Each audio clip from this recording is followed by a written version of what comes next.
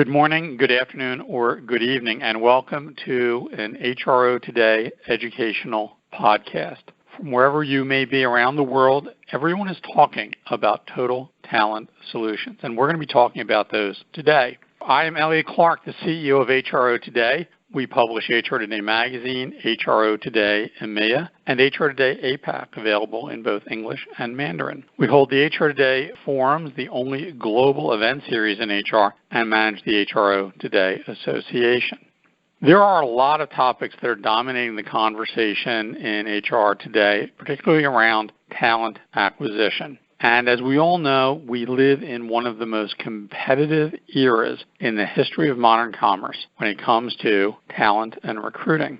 Talent and recruiting, retention, all these things are swirling around inside the HR department, and there is one topic that is of growing popularity. It's a service bundle that is sort of becoming the talk of the town, and we're going to talk about that today. That service package is the so-called Total Talent Solution or Total Workforce Solution. And we are joined today by Kristy Sidlar, who's the Executive Director of Workforce Solutions for Allegis Global Solutions. Allegis Global Solutions is actually our top-ranked Total Talent Solution provider for 2018, and they are one of the top RPO and MSP providers in the HRO Today Baker's Dozen Customer Satisfaction Survey Program.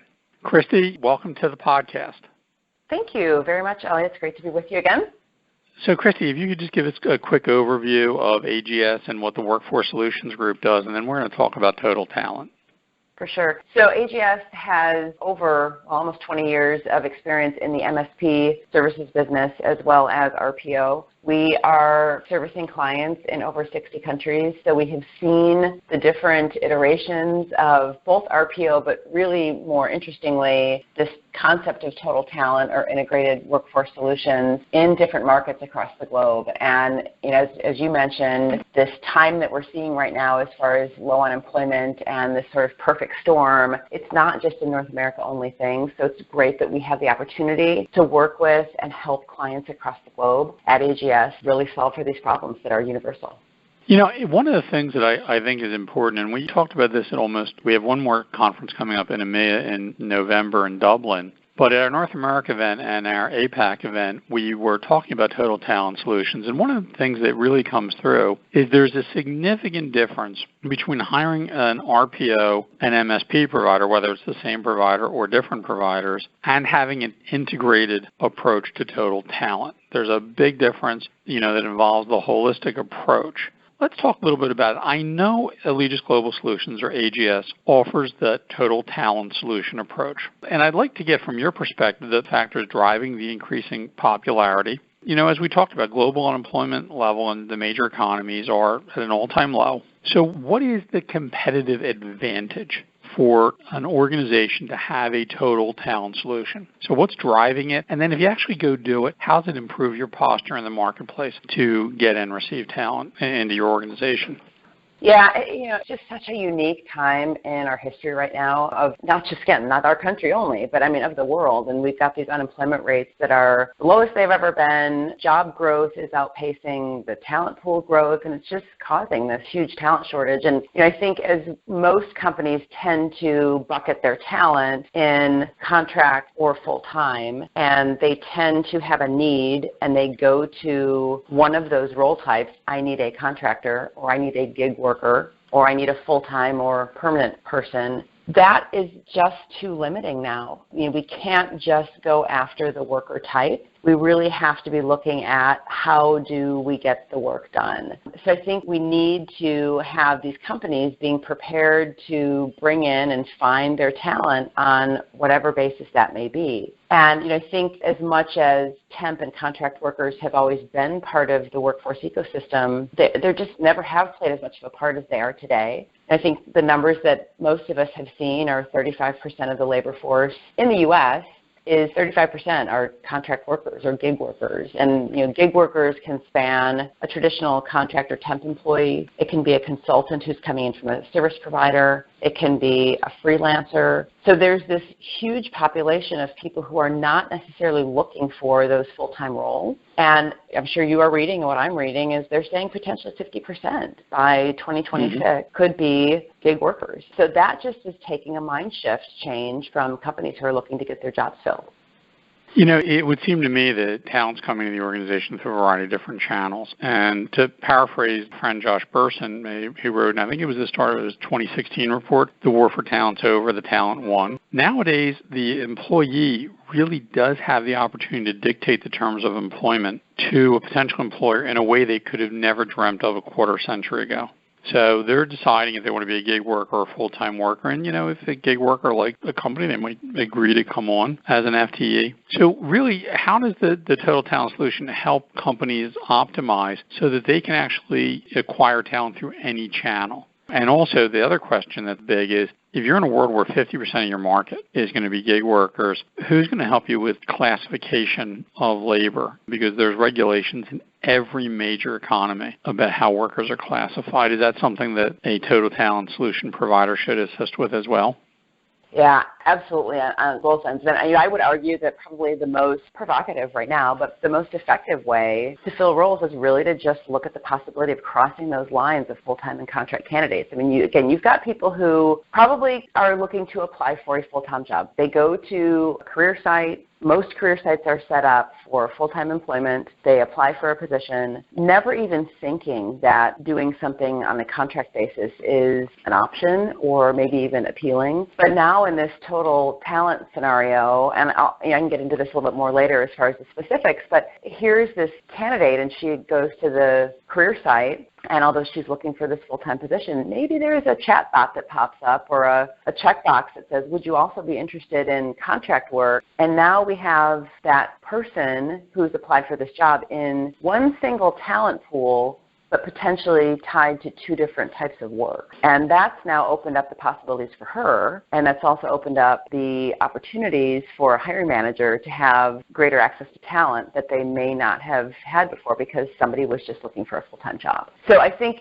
just the sheer opportunities by having the mechanisms by which somebody can apply, have that go toward both worker types, that in and of itself is a big change. When you talk about the classification piece, I think one of the biggest challenges with the total talent concept is that it is new, and although it sounds great, and we've been talking about it for 5, 7, 10 years, it is pretty hard for companies to do it themselves. We find this in our business all the time because we are an outsourced provider. We can bring not only a certain set of skills to help clients navigate these new waters, but as that sort of outside consultant, we have a little bit more of an opportunity with a kind of a heavy hand to say, you've always done it one way, let's try something different, and we're going to be the ones here to help you govern that.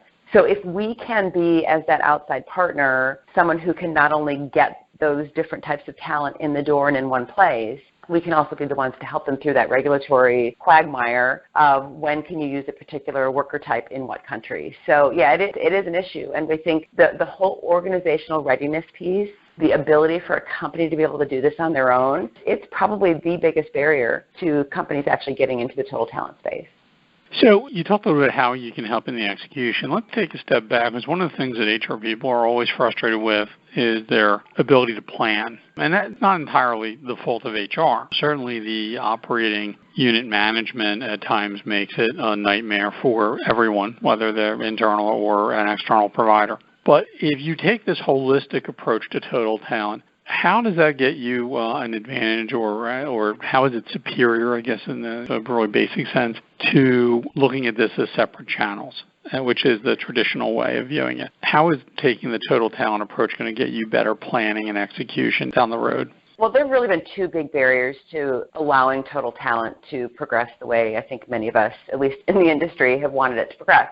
One is this concept and the reality, really, that procurement manages contract workers, or an MSP if you have one, and HR, or talent acquisition, manages the full-time employees, or an RPO if you have one. And we've definitely seen over the last 4 or 5 years that this emergence of this talent leader role has really made a difference. We are seeing many more of our MSP programs managed by HR or by talent acquisition. And not that procurement's not involved, But because you have a talent acquisition leader who has traditionally been involved in and overseeing full-time work, now the fact that they have that view into the contract workforce, that is that holistic view that is a bit of a nirvana for a company who's employing people, and also for a total talent provider like AGS, that we have someone who really understands the worker space on both sides. So I think that's the first piece, is just being able to have someone who has a vested interest in and visibility into both sides of the workforce. But the other piece that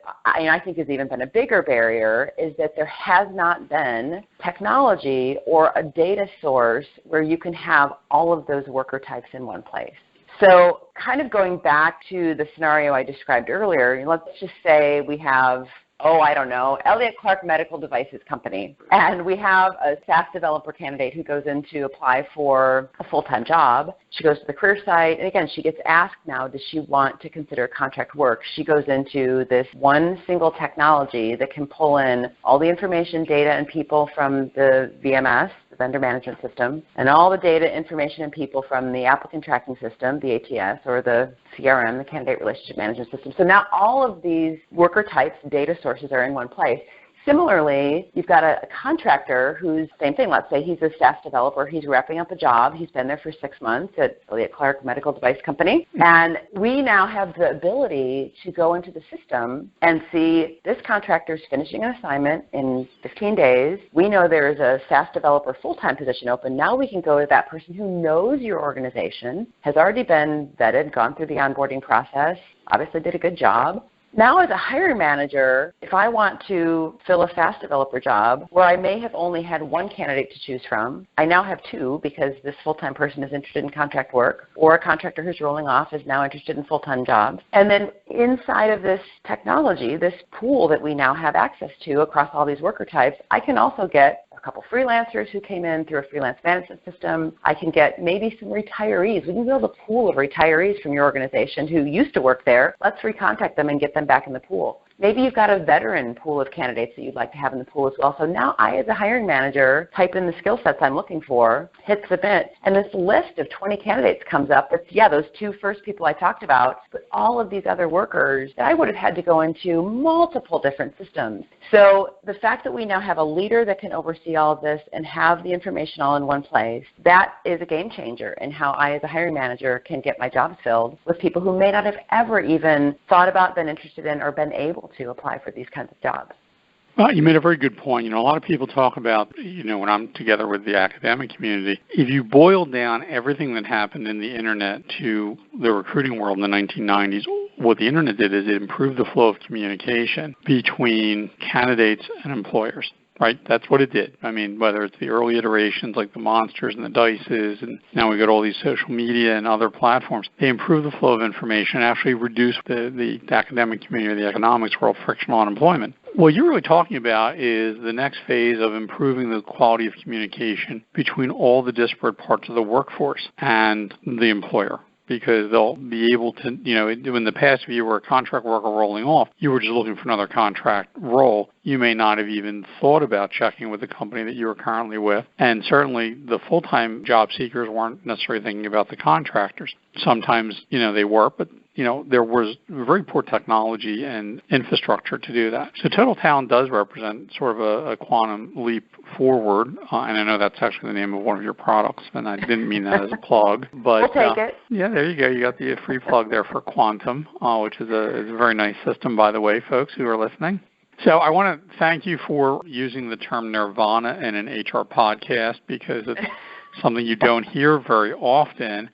And in addition, Nirvana used to be the happy place that you got to just before you arrived at Shangri-La, which was a mythical kingdom of extreme happiness. Now it turns out to just be a hotel in Shanghai. But nonetheless, this has been very informative. I think for people out there that are listening to the podcast, you've got to think about, and we talked earlier in some of our other podcasts about getting to the point of readiness, about how your internal infrastructure is set up to solve this problem of having an executive who can see into all categories of labor that you may have. But there are some clear advantages to a holistic approach because talent is leaving your organization. Maybe they're full-time and they want to work and as a gig worker, and they figure they have to go somewhere else to do it. May not even know that you'll consider it, and there may be gig workers looking for new assignments or for full-time. This infrastructure does give you a better view of the playing field. And I want to congratulate AGS on ranking at the top of the list last year. And I want to thank Kristy Sidlar, who's the Executive Director of Workforce